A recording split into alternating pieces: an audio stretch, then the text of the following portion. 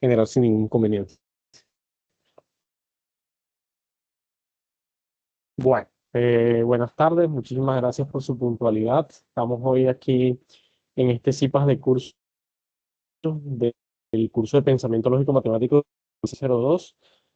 Vamos a estar trabajando pues los ejercicios, digamos, vamos a hacer un repaso general, pero sobre todo vamos a enfocarnos en los últimos dos ejercicios que son el 3 y el 4.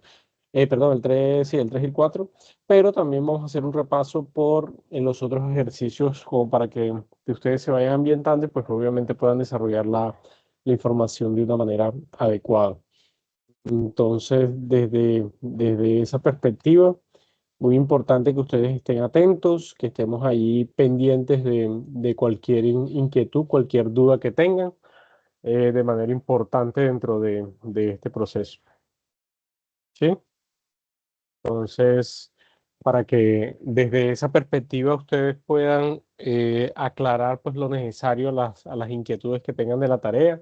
Si han adelantado un poco, se darán cuenta que es una tarea que se puede desarrollar de una manera muy sencilla, muy fácil, y que a partir de eso, pues vamos a nosotros a poder desarrollar pues lo necesario en relación a un tiempo prudente para poder hacer entrega de esa tarea. Realmente no hay, tiene tanto complica. Entonces, voy a comenzar a proyectarles para que ustedes puedan mirar ahí lo necesario.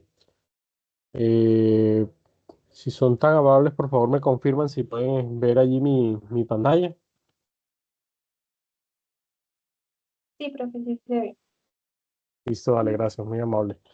Bueno, vamos a hablar sobre la parte, como ustedes ya saben, la unidad 3 del curso de Pensamiento Lógico Matemático, la parte de cuantificadores, proposiciones categóricas y racionamiento desde el punto de vista, pues, eh, digámoslo así, cualitativo y cuantitativo como tal. Ya ahorita les explico más adelante un poquito sobre eso. En ese caso en particular, ya ustedes, cuando haciendo un repaso dentro de lo que es un cuantificador, pues un cuantificador no es solo más, no es más sino una expresión que nosotros usamos para poder referirnos a algo en específico.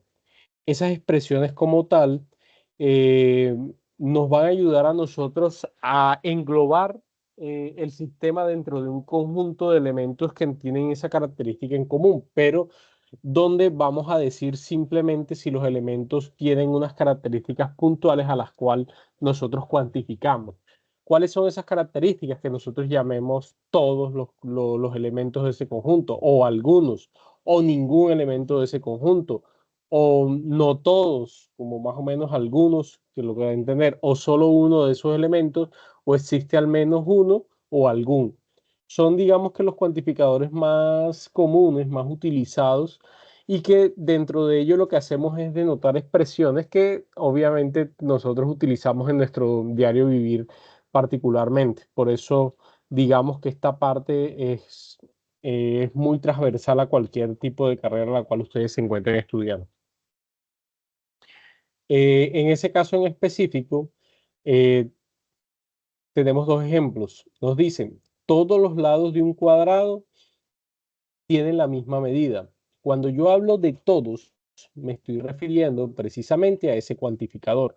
Ya lo que dice después la expresión, pues son, digamos que procesos que regularmente nosotros expresamos de alguna situación en particular. En este caso, refiriéndonos a los lados de un cuadrado. Por ejemplo, nos dicen, algunos ciclistas han participado en el Giro de Italia, ¿cierto? Entonces, cuando yo sé que no todos los ciclistas han participado, solamente algunos, entonces ahí yo denoto ese conjunto de elementos que solamente algunos de ellos me van a llevar a mí a esa particularidad. Estos cuantificadores pueden ser universales o pueden ser existenciales dependiendo cómo los utilicemos. ¿Cuáles son los cuantificadores universales? Esos cuantificadores universales se denotan con esta así como patas arriba invertida, y esta es eh, de existencial, pero al revés, se denotan simbólicamente de esa forma. Comenzando por los cuantificadores universales, básicamente estos son una proposición verdadera en la cual nosotros le damos valores y que obviamente están dentro de un universo en particular. Entonces, por ejemplo, todas las frutas son dulces, ¿cierto? Y ninguna fruta es dulce. Cuando nosotros hablamos de todas, estamos abarcando todos los elementos de ese conjunto. Pero de igual manera, cuando decimos que ninguna fruta es dulce, estamos excluyendo absolutamente todo. Entonces, por eso esa expresión también se denota como un cuantificador universal, ¿cierto? Entonces, no hay ninguna tienda en la luna. Entonces, yo sé que ahí no hay ninguna tienda, entonces es universal, porque es que no hay ninguna tienda en la luna. O sea, ahí en la luna no va a encontrar un ARA o un D1 o alguna cosa así. Simplemente no hay ninguna expresión, entonces esto también se hace universal. Esos cuantificadores universales pueden ser de dos formas, afirmativos y negativos. Los cuantificadores universales afirmativos nos dicen todas las frutas son dulces. Ah, me está afirmando esa expresión. Por tanto, yo digo que es un cuantificador que sé que ya por la expresión del cuantificador todos es universal y adicionalmente es afirmativo. Pero también hay universal negativo. Entonces, cuando digo ninguna fruta es dulce, entonces yo ya estoy diciendo acá que esto es un proceso universal, ¿cierto? Por ninguno, pero que también me da una potestad particular y es que me dice que es dulce. Entonces me está diciendo, por decirme ninguna, me está negando, o sea, no voy a encontrar ninguna de esos. Se puede dar de esa manera o simplemente colocar en la expresión, ¿cierto? Yo coloco en la expresión que todas las frutas no son dulces, entonces al colocarle yo el no en la expresión también la hago negativa, entonces se puede generar de las dos formas. ¿Cómo simbolizamos estos cuantificadores universales? Como les decía, su símbolo es esa patas arriba, ¿cierto? Simplemente la utilizamos, es decir, el conjunto universal, perdón, el cuantificador de X, ¿cierto? Para todo X que pertenece a un conjunto universal y que se cumple para un parámetro específico de X o una parte de X o de los elementos de X. ¿Quiénes son X? En este caso de este ejemplo serían siendo las frutas, que son a los elementos a los cuales se está refiriendo. Cuando yo niego, simplemente lo que hay es que adicionarle a esa simbología la negación de esa variable. Entonces, negar, negar pues, ese cuantificador universal, ¿cierto? De unos elementos de X que pertenecen a un conjunto y que parte de ese conjunto tienen unas características, por ejemplo, que es dulce o que son salados, yo qué sé, dependiendo de lo que me diga la expresión. Por ejemplo, esta parte es lo que nosotros hacemos, lo más utilizado como para denotar a partir de una expresión simbólica a partir de una expresión, digamos que natural que nos entreguen. Por ejemplo, nos dice, todos los árboles tienen raíces. Ah, ok, me está diciendo todos, ¿sí? Por tanto, es un cuantificador universal que se refiere a unos elementos de X. ¿Quiénes son los elementos de X? Los árboles, ¿cierto? Que pertenecen a un conjunto, donde X, obviamente, tienen raíces. ¿Quiénes tienen raíces? Pues los árboles, por eso se coloca. Esta expresión que está acá abajo es básicamente la expresión simbólica que nosotros podemos hacer o la que más se utiliza para expresar o poder expresar simbólicamente los cuantificadores. Sea universal o sea existencial, es la misma, como la misma expresión. Hay otros ejemplos, nosotros podemos interactuar con la conjunción o con el i, ¿sí? O con el o, dependiendo cuál sea el proceso, pero ya ahí sí depende de la proposición que le estén entregando.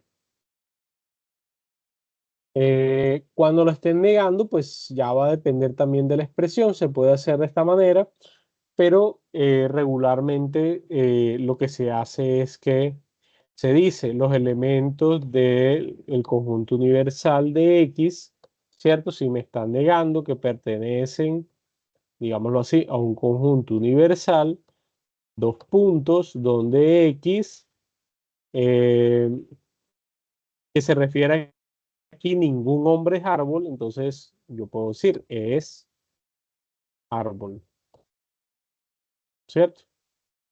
Pero como esta expresión, si la dejo así simbólicamente como la estoy escribiendo aquí, todo cachureto, esta X, si la dejo así, me está dando una proposición, un cuantificador afirmativo. Por tanto, yo tengo que colocarle la expresión negativa, ya sea la rayita o simplemente escribir X no es árbol, ¿cierto? Ya escribiendo la palabra no, yo ya también obviamente tengo claridad que eso es una negación.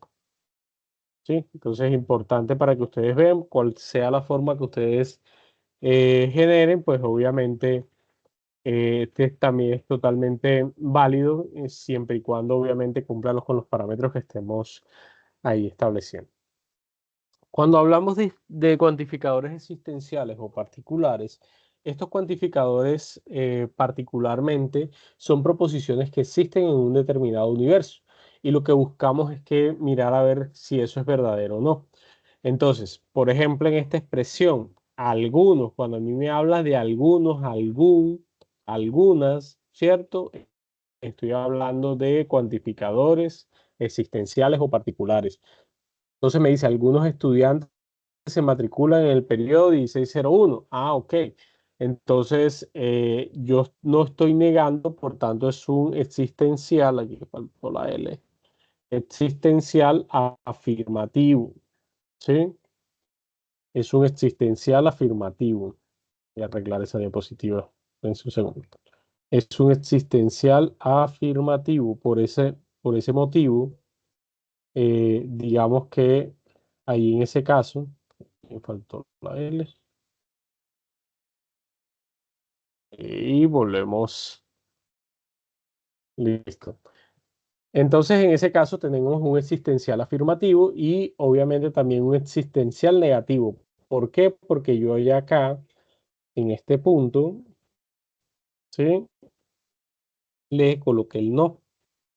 Algunos estudiantes no se matricularon en el periodo 1601. Al colocarle yo el no, me hace que la expresión sea una expresión negativa.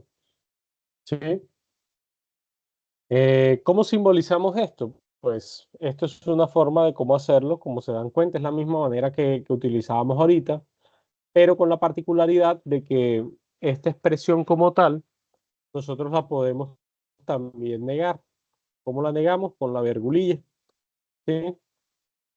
La colocamos y pues obviamente ahí generamos la negación. O simplemente como se los hace ahorita y usted dice que X no se matricularon en el periodo 1601 o se matricularon en el periodo 1601, dependiendo cuál sea la expresión que esté generando.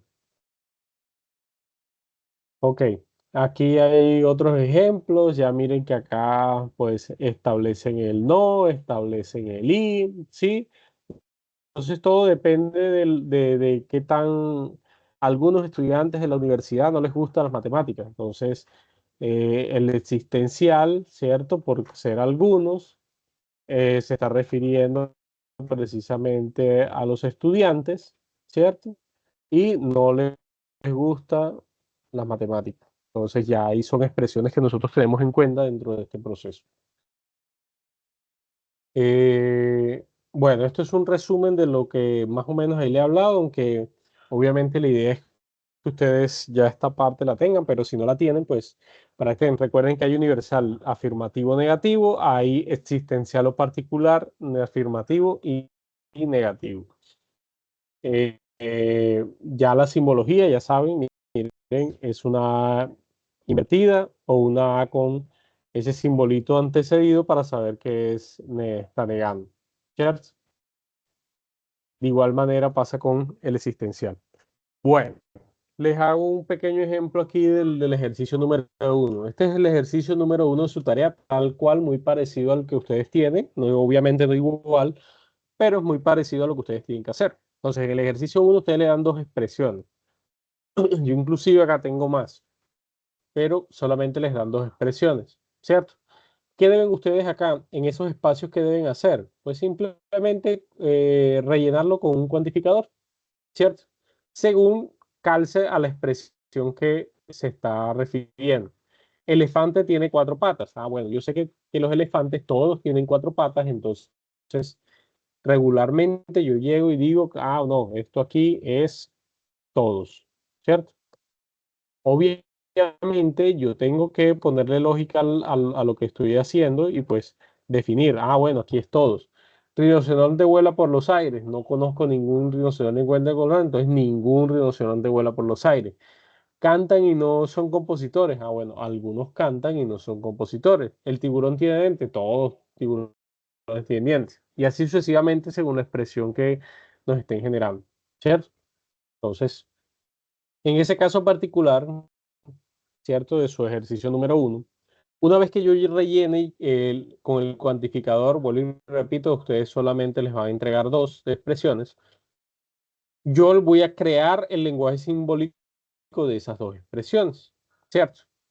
¿Cómo sé yo qué lenguaje simbólico? Ya saben que el universal es esa patas arriba y el existencial es la E invertida, ¿sí? Entonces, por ejemplo, ¿cuál sería el lenguaje simbólico de esto?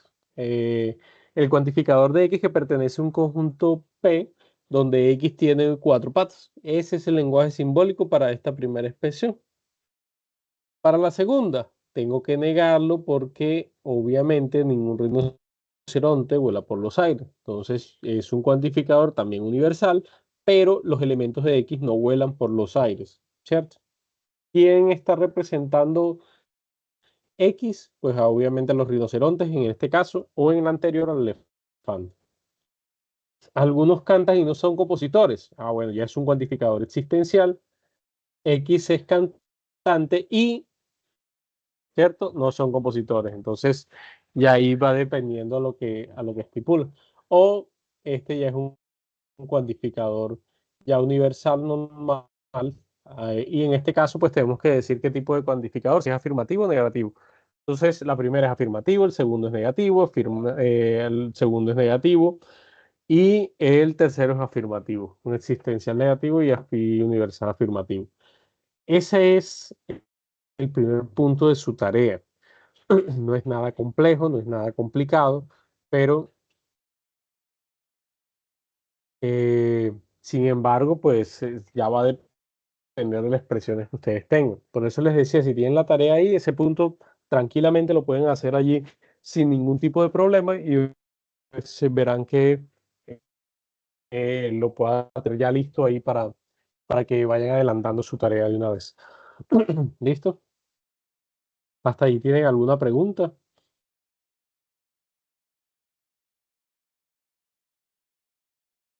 Por el momento todo claro. Listo. Bueno, entonces vamos adelante, porque ese es el punto. Bueno, todos son sencillos, pero ese es el más sencillo de todos realmente. No creo que vayan a tener nada, ningún inconveniente, porque es que realmente es muy fácil de hacerlo. Y espero que si no lo habían hecho, pues lo puedan hacer allí de una vez. Bueno, por otro lado tenemos lo que son proposiciones categóricas, o lo que hace relación a su ejercicio número 2. Las proposiciones categóricas, pues como toda proposición categórica, es un enunciado acerca de unos miembros, de unas clases, unas relaciones o unos elementos, y en donde nosotros, a partir de un argumento que nos entreguen, vamos a poder identificar lo que se conoce como un sujeto y un predicado, y una acción que puede estar desarrollando ese sujeto y ese predicado. ¿Quién es el sujeto? Ah, es aquello de qué o de quién o se habla o se dice algo en particular, ¿cierto? A eso me refiero yo cuando hablo de un sujeto. Ejemplo, María va a la luna. Entonces, cuando yo hablo del sujeto, me estoy refiriendo a María como tal, ¿cierto? Todos los árboles tienen hojas. Entonces, me estoy refiriendo en ese caso a los árboles, o sea, hacia donde va dirigida la acción como tal o quien hace la acción en algunos casos, ese es el sujeto. Lo que dice o es aquello que se habla o se dice del sujeto, ¿cierto? Me estoy refiriendo al predicado como tal. Entonces, importante que allí ustedes puedan tener claridad en relación a esos parámetros. Listo. Es muy fácil realmente identificarlo y se van a dar cuenta. Bueno, en la tarea como tal, nosotros tenemos que generar 4 puntos importantes o identificar 4 puntos. Por un lado, el cuantificador, que ya saben que solamente puede ser o universal o existencial, ¿cierto? Vamos a identificar de lo que hablábamos ahorita, o sea, el sujeto. Vamos a identificar la acción que está cometiendo, está realizando ese sujeto, que se le llama verbo o cópula, y vamos a identificar el predicado, ¿cierto? Es lo que ya queda de esa acción que se está cumpliendo. ¿A partir de qué vamos a hacer eso? De una proposición que me van a entregar. En la tarea ustedes tienen 2 proposiciones, P y Q. Entonces, para cada uno de ellos, nosotros tenemos que identificar estos 4 factores en el mismo orden: cuantificador, sujeto, verbo y predicado. Entonces, el cuantificador determina si la proporción se refiere a todos o a algunos de los elementos de los cuales se está refiriendo. El sujeto, obviamente, hacia en que mal dirigido. La cópula, pues, es el verbo, la acción que se está cumpliendo. Y el predicado, pues, obviamente, es el resto del proceso como tal. Tenemos acá 2 ejemplos muy sencillos. Ningún soltero es casado. Listo, voy a identificar cuantificador. De entrada, ningún. Si me está diciendo que ningún, ok. Entonces esto es un cuantificador universal. Como me está diciendo que ninguno, adicionalmente esto es un cuantificador universal y negativo. Soltero, bueno, aquí en este caso se está refiriendo al sujeto. Se está refiriendo a la cópulo verbo, ¿cierto? Y lo que sigue de ahí en adelante del verbo, pues básicamente es el predicado. Puede ser una palabra, puede ser más expresiones, ya dependiendo qué tan larga sea la proposición entregada. Por ejemplo, la de abajo dice: algunos sonda no son fabricados en Japón. Bueno, aquí en este caso tengo un cuantificador existencial, ¿cierto? Se está refiriendo a los sondas, que son carros, una marca de carros, ¿cierto? Entonces este sería mi sujeto.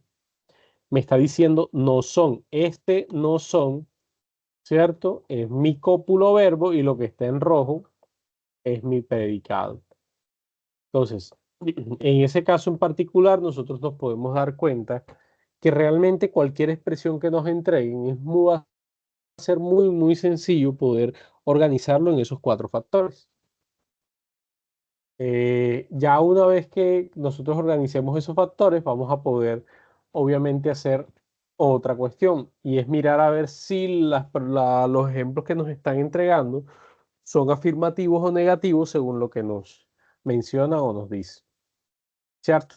¿Para qué necesitamos nosotros saber si esas expresiones o esos cuantificadores son afirmativos y negativos? Porque los vamos a clasificar con unas letras. Esas letras como tal, ¿cierto? Nosotros las vamos a utilizar para luego poder comparar esas 2 expresiones que nos entregan. Recuerden que las 2 proposiciones, perdón, que nos están entregando, P y Q, nosotros las vamos a clasificar dentro de estos parámetros. Llámese un universal afirmativo negativo o un existencial o particular afirmativo negativo. Una vez que nosotros clasifiquemos en esas letras, no va a haber otras, son esas simplemente. Lo que nosotros, digamos, tenemos de esos cuantificadores, entonces vamos nosotros a algo que se llama un cuadro de Boesio o cuadro de oposición. Ese cuadro de Boesio, cuadro de oposición, básicamente lo que busca es poder mirar si los cuantificadores que nosotros estamos utilizando, perdón, las proposiciones que nos están entregando, cómo se comportan entre ellas.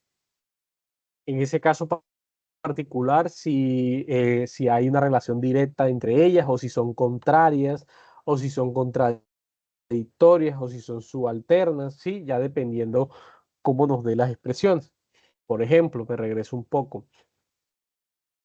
Ahorita en estos 2 ejemplos, hagan de cuenta que esto es la proposición P que les entregaron y esta es la proposición Q, ¿sí? O sea, tienen que ser iguales, pero vamos a dejarlo así. Entonces me está diciendo que ningún soltero es casado. Y me está diciendo que algunos ondas no son fabricados en Japón. Aquí tengo un cuantificador existencial y negativo, y aquí, perdón, universal y negativo, y aquí también un existencial negativo. Entonces yo me voy al cuadro de Boesio, ¿cierto? Ah, bueno, tengo la letra E, ¿cierto? El universal negativo, y tengo la letra O. Me voy al cuadro. ¿Qué me da la letra E? ¿Cierto? Ah, aquí está la letra E. Ah, la letra O fue la otra parte. Entonces yo trazo una línea, ¿cierto? Y me está diciendo que son subalternas. Eso es lo que yo genero, ¿cierto? Y digo que las dos proposiciones entregadas son subalternas, según lo que me están generando. Eso es, digamos que a grosso modo, lo que ustedes tienen que generar ahorita en su tarea, que precisamente se las muestro por medio de este ejemplo aquí, a menos que haya alguna inquietud al momento.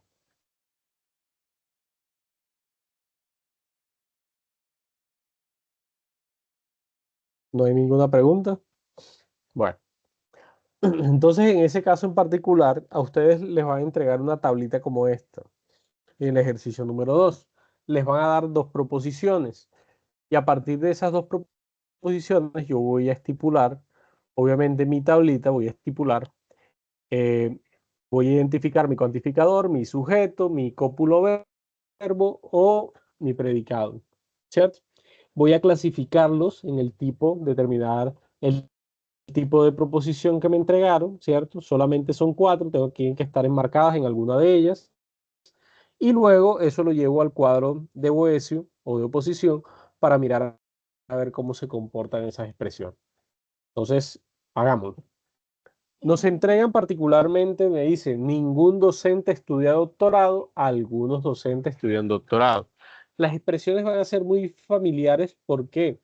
Porque les van a entregar dos expresiones que son básicamente una contraria a la otra, muy parecida una a la otra, ya dependiendo cómo la hayan estipulado. Entonces, para que ustedes lo tengan ahí en cuenta. ¿Qué tengo yo que hacer? Ah, bueno, organizar como hacíamos ahorita. Ningún, algunos. Ningún, que es un cuantificador universal. Algunos, cuantificador existencial. ¿Cierto? ¿A quién se están refiriendo? A los docentes. ¿Cierto? Entonces ahí ya tengo mis sujetos. Ya tengo mis cuantificadores, tengo mis sujetos. ¿Cómo? Bueno, la cópula, o es el verbo, ¿cierto? Me dice que estudien. Ese sería mi cópula. Entonces, esa cópula llevo y la copio acá. No tienen que hacer más nada, cortar y pegar ahí. Y lo que les quede después de la cópula o del verbo, la expresión larga o corta, lo que sea, una palabra, dos o 20, es el predicado, ¿cierto? Y listo. Entonces, hagámoslo. Cuantificador de la primera expresión, ningún. El sujeto, docente. ¿Qué copularidad o verbo estudia? Predicado, doctorado. La siguiente, cuantificador existencial, ¿cierto? Algunos. De término del sujeto, el sujeto, docente. También el verbo estudian y el resto, pues, doctorado. Listo. ¿Qué expresiones o qué tipo de proposición me están entregando? Entonces, la primera es tipo E sea un universal negativa, porque me está diciendo que ningún docente. Y la siguiente, los docentes estudian doctorando, o sea que me está dando una particular asistencial afirmativa, o sea, tipo E y tipo I. Entonces, yo digo que mis expresiones son tipo E y tipo I, ¿sí? Tal cual como está ahí, lo mismo, no sé si quieren cortarlo y pegarlo, ya dependiendo obviamente de la expresión que les estén entregando. Y luego van al cuadro de Boesio.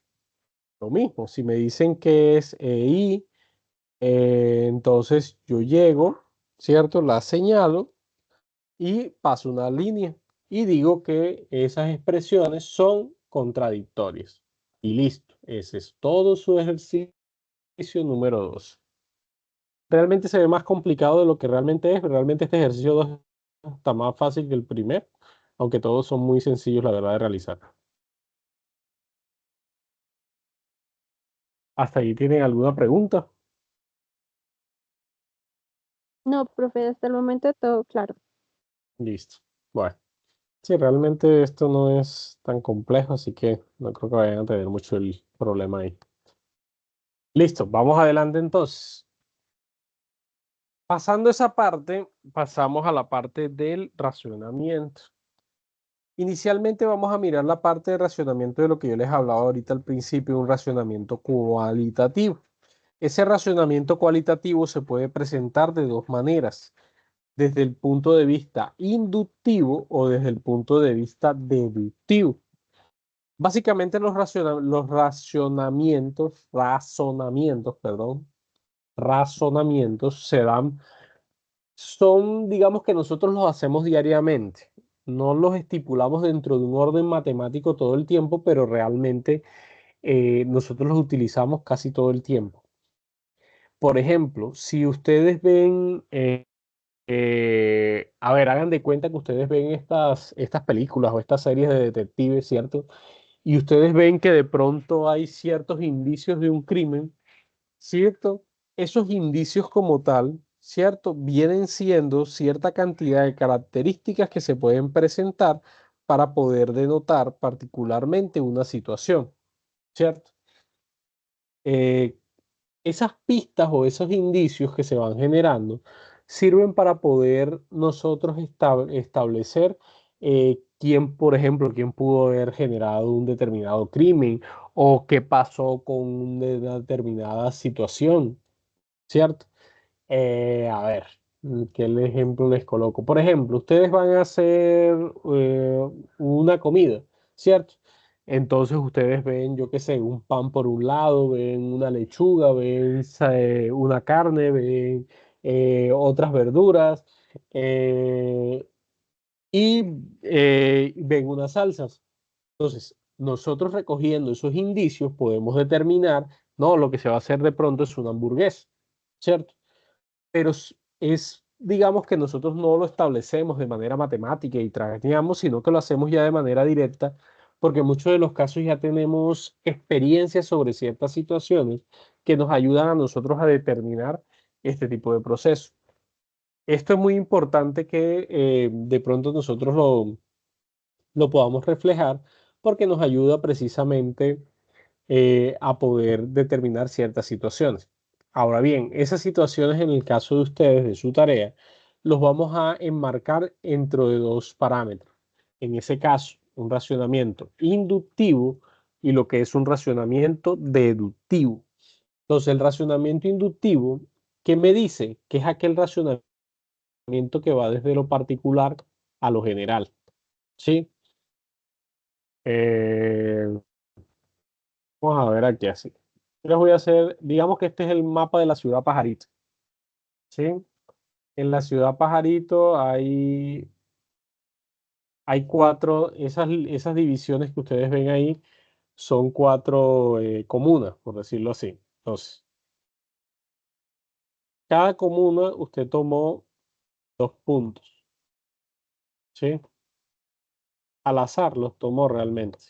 Dos puntos al azar en cada comuna, ¿cierto? Y esa comuna quería preguntar, por ejemplo, yo qué sé, ¿cuál consideraba que era el alcalde? Yo qué sé, iban en el municipio Pajarito, iban a elegir alcalde, entonces estaban por los candidatos X y Y.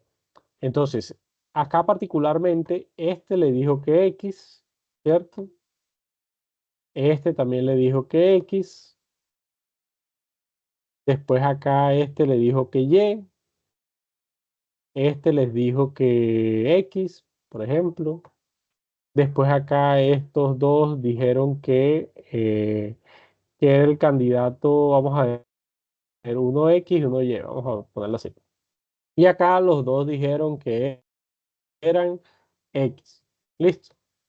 ¿Qué estoy haciendo ya ahí? Yo recogí una información de esos puntos, ¿cierto? Y a partir de la particularidad que me dieran o que me daban estos puntos, que digamos que en este caso eran personas, yo podía definir de manera general que la persona que más posibilidad tiene para poder ganar la alcaldía del municipio Pajarito es el candidato X. Es un racionamiento, digamos, que yo puedo generar. No es la verdad absoluta, pero yo puedo sacar conjeturas, porque es que a mí no me están diciendo que eso tiene que ser la veracidad total, sino que simplemente, obviamente, yo lo enmarque dentro de ese proceso que yo estoy haciendo. En este caso, que el proceso va desde lo particular a lo general, ¿cierto? Yo voy desde la particularidad de las personas para llegar a la generalidad de lo que estoy buscando particularmente, vale la redundancia. Entonces, obviamente es probable que esa situación se cumpla. Ahora bien, es importante tener en cuenta desde qué punto de vista se están dando las cosas, porque cada persona puede tener argumentos que sean totalmente válidos según los que se esté presentando. ¿Sí? Entonces nosotros tenemos que ser muy razonables a la hora de poder generar esas expresiones, ¿cierto? Porque en esta figura como tal, ambos, las dos personas, ambos tienen la razón, porque ambos tienen su perspectiva, ¿cierto? Diferente uno del otro.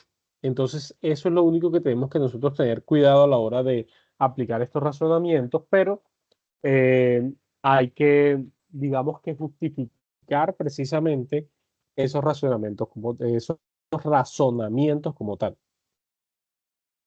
Les coloco un ejemplo, y es un ejemplo muy parecido al de su tarea. Ustedes le van en la tarea del ejercicio número 3.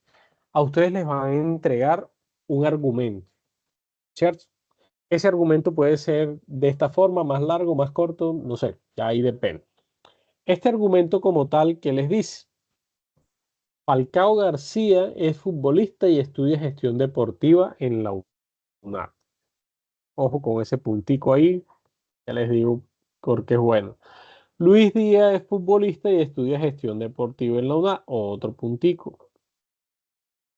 Todos los que estudian gestión deportiva son futbolistas. Ah, ok.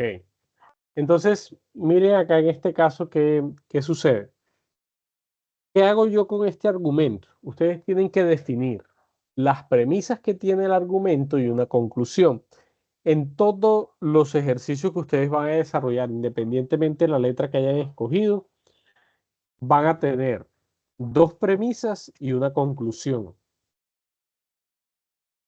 Entonces, en ese caso en específico, yo necesito identificar mis dos premisas. ¿Cómo sé yo dónde comienza una premisa y dónde termina? Precisamente para eso es ese puntico que les señalé. Cada vez que ustedes ven un punto o en su defecto una coma, ahí termina una premisa y comienza inmediatamente la otra. ¿Cierto? Aquí en este caso son dos puntos, ¿sí? Y en los dos puntos como tal, obviamente sería la primera premisa hasta este punto y lo que sigue hasta este punto. Cuando a mí ya me habla de todos, ¿cierto? De ahí en adelante, ya ahí me está hablando de algo en particular, por tal motivo. De ahí en adelante me está hablando ya, está recogiendo lo anterior mencionado, establecido, por tal forma.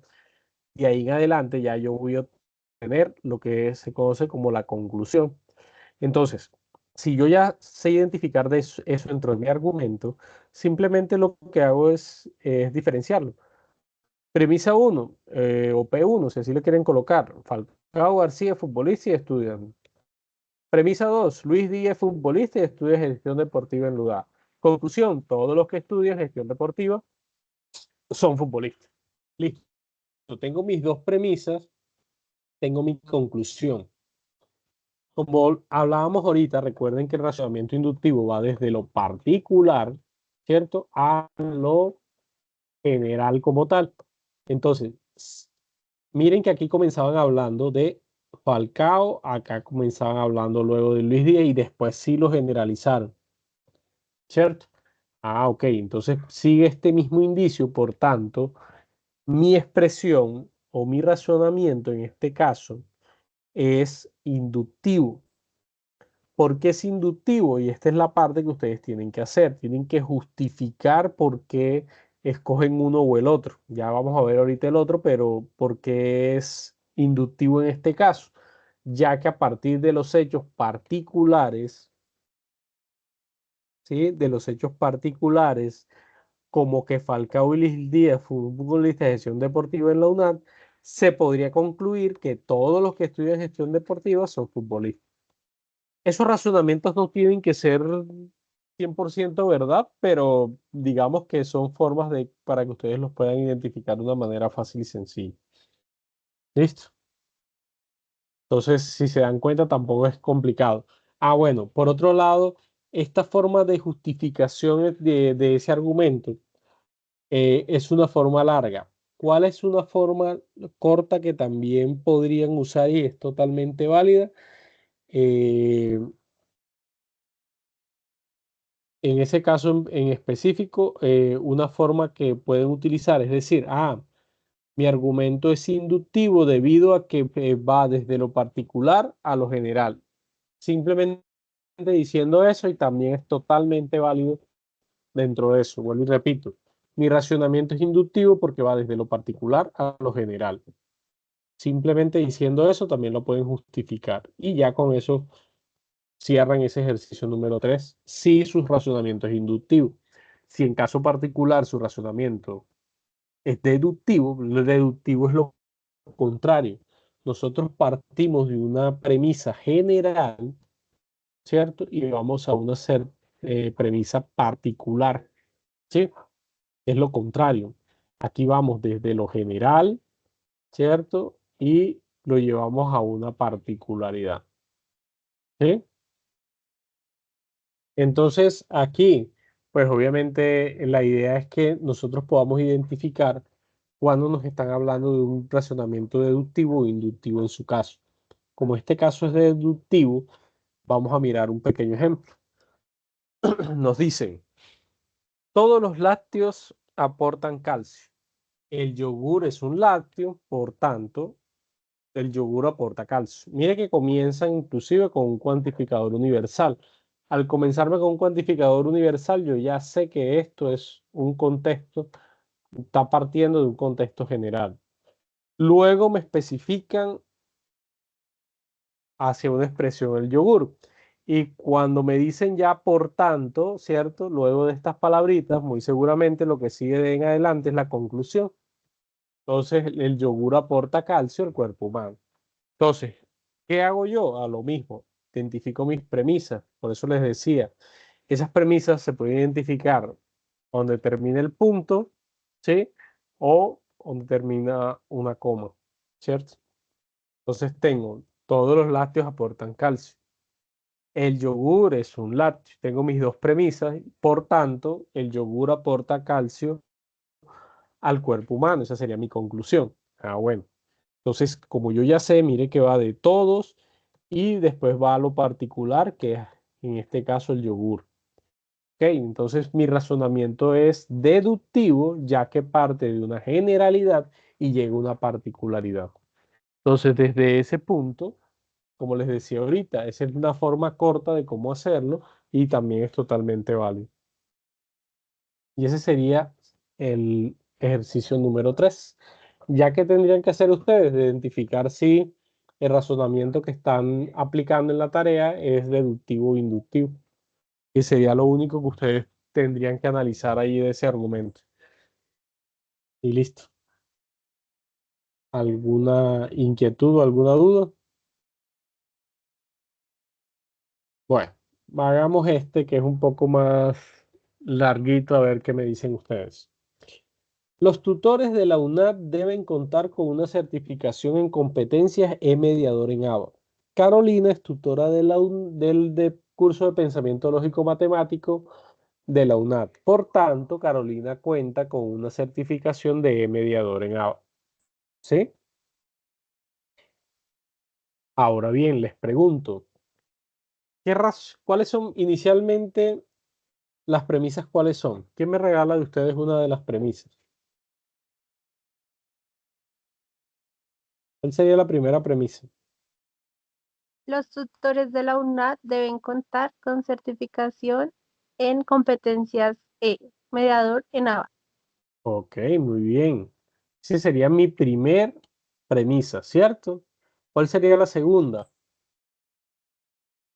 Carolina es tutora del curso Pensamiento Lógico Matemático de la UNAT. Ok, miren lo que les decía ahorita. Por tanto, o sea que Carolina cuenta con una certificación de mediador en ABA. O sea que esa es mi conclusión. Entonces, eso es lo que hago. Yo identifico, ¿cierto? Mis premisas, mi conclusión, y luego digo, ok, miren que inicialmente aquí me están hablando, me están hablando de los tutores de la UNAT, o sea, todos los tutores de la UNAT, ¿cierto? Y después me están hablando específicamente de Carolina. Entonces, bajo esa particularidad, lo que me está diciendo eso es que es un razonamiento deductivo. ¿Y por qué es deductivo? Porque va desde lo general a la particular. Y listo. Eso sería su ejercicio número 3.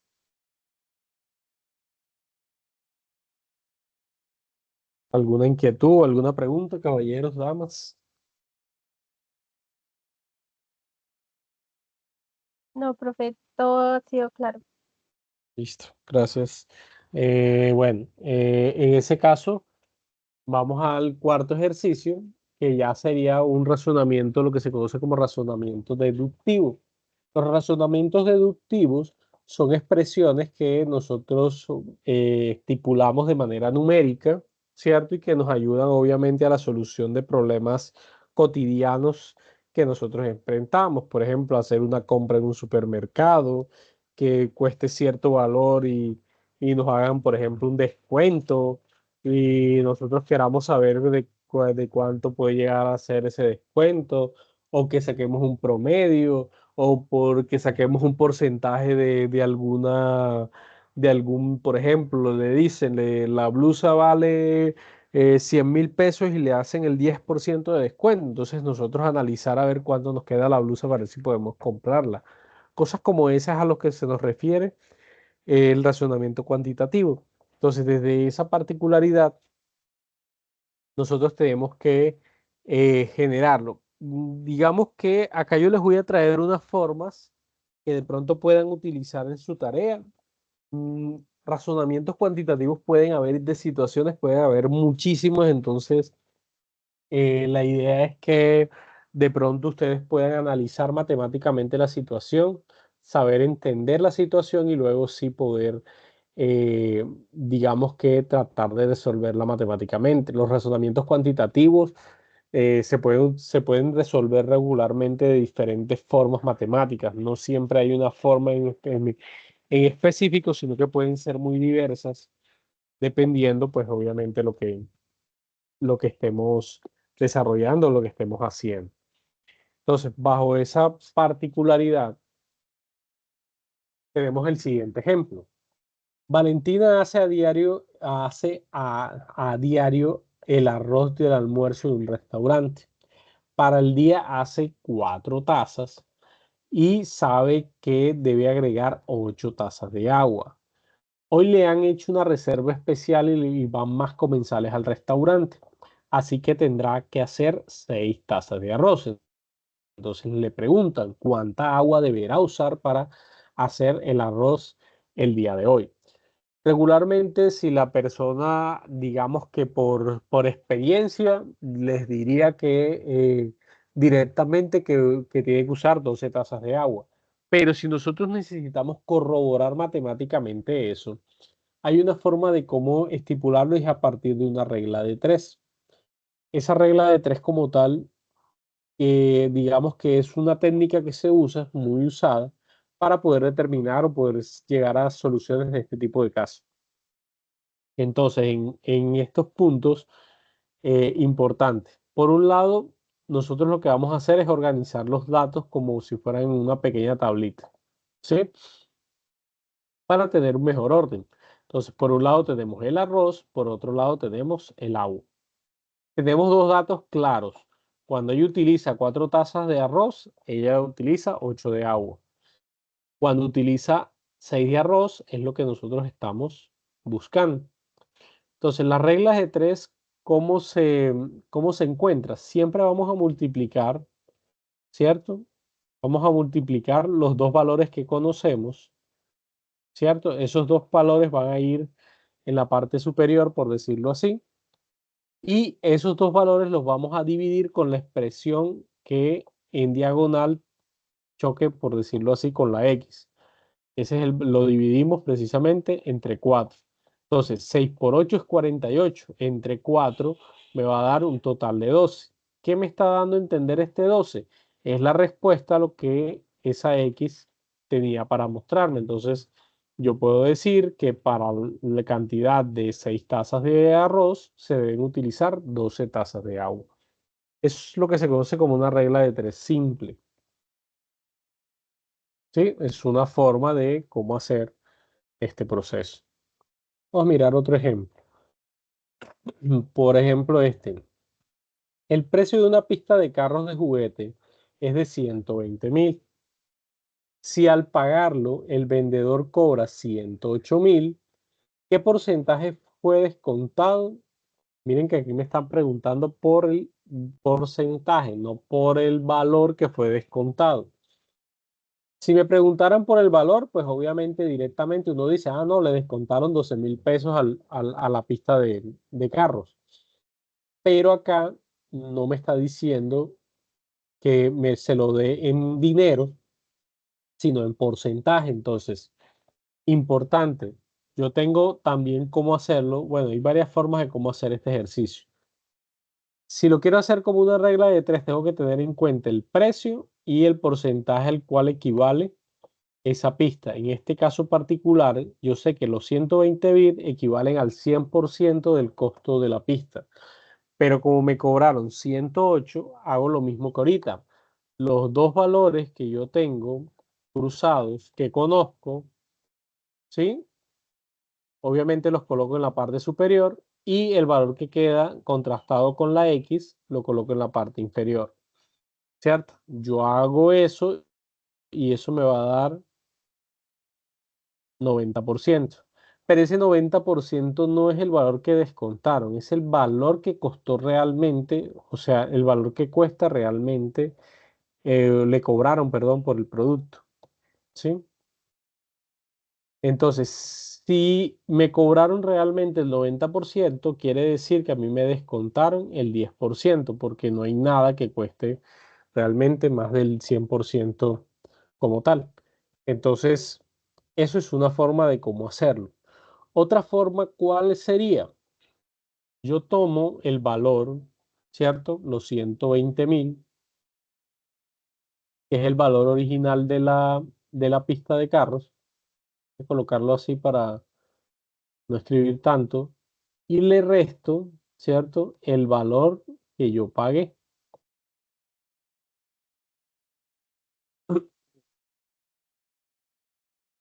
Al restarle esos valores, esto me va a dar un valor de 12.000 pesos. ¿Sí? Si ese valor de 12.000 pesos yo le resto, perdón, le divido el valor original de la pista, ¿cierto? Eso me va a dar un valor en decimal que va a ser igual, ya va a ser igual a 0,1.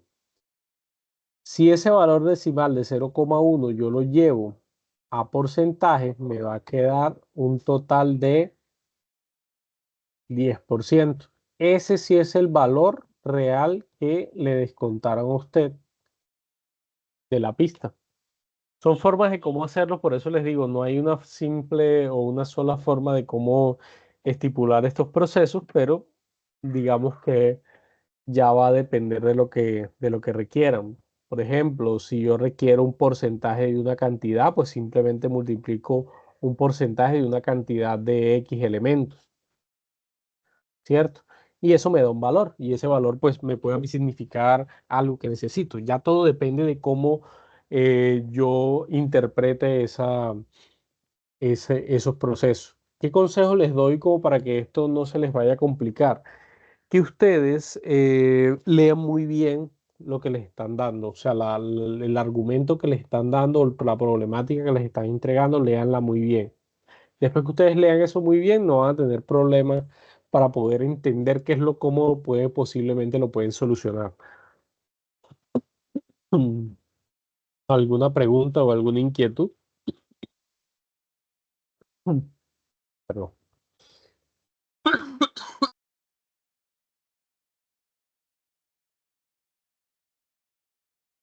¿Tienen preguntas, muchachos? Eso sería pues más o menos lo que les podrían preguntar en su ejercicio número 4. Ahora bien, si tienen preguntas puntuales de algo que de pronto no hayan podido hacer, pues digamos, que este es el momento de pronto donde los podemos solventar. Entonces, cuéntenme qué inquietudes tienen, qué preguntas, y las vamos resolviendo de una vez. ¿Les parece?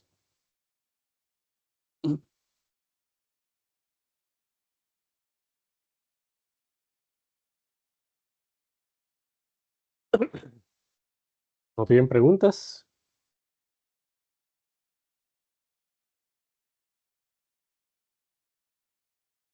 Sí, profe. Señoritas, Profe, te habla díganme. Laura Camila Aparicio. Es que yo estoy realizando el ejercicio B Ujú. en la parte del ejercicio 4. Entonces a mí me corresponde hacer la del estudiante que saca las notas de pensamiento lógico matemático, competencias comunicativas y de Ujú. ética y ciudadanía. Ok. Entonces la pregunta es, yo solo cuento con esas notas, o sea que yo tengo que hacer el procedimiento normal, que es sumar esas notas y sacar el porcentaje de esas notas, porque como Mm, no, o sea, no es ¿Te como están que preguntando porcentaje o qué te están preguntando? hay pregunta, el promedio que obtiene el estudiante. Ah, ok. El promedio no es un porcentaje. Ok. El O sea que, promedio, el promedio simplemente es la suma de los valores entre la cantidad de valores que yo tenga. Por ejemplo, si yo quiero sacar un promedio de edad de ustedes, de las 8 personas que están acá, ¿cierto? Yo les pregunto a cada uno qué edad tienen, ¿cierto? La sumo todas las edades y después divido en la cantidad que son 8 personas. Eso me va a dar el promedio a mí de edad que tienen las personas que están aquí presentes en el CIPA. Hay que hacer lo mismo, pero con los datos que tú tienes allá. Y listo. O sea, realmente es algo bastante sencillo. ok, profe. Profe, y en el que te estás explicando en el último, ese sí no me quedó claro. O sea, nosotros tenemos que dar un ejercicio y ponerlo en práctica. No, no, no, no, no. A ver. Lo que pasa es que yo lo que hice fue darles como ejemplos de racionamientos cuantitativos y utilizar la regla de tres como lo más común que nosotros podemos encontrar o sacar porcentaje y ese tipo de cosas. Porque es que no, digamos, para saber o digamos que, o sea, es que situaciones en racionamiento cuantitativo pueden ser muchísimas. Entonces, por eso no quise sesgarlo como a uno en particular, sino que obviamente la idea es que ustedes puedan simplemente tener una idea de qué trata. Ustedes les dan el ejercicio 4 y lo que tienes que darle solución a ese ejercicio número 4. Ah, ok, listo, profe. Ahora sí ya quedó claro. Ya no Sí, tengo ninguna inquietud. sí, Esas eran sí. las dos inquietudes. Gracias. Listo, dale. ¿Los demás tienen alguna pregunta o alguna inquietud en particular?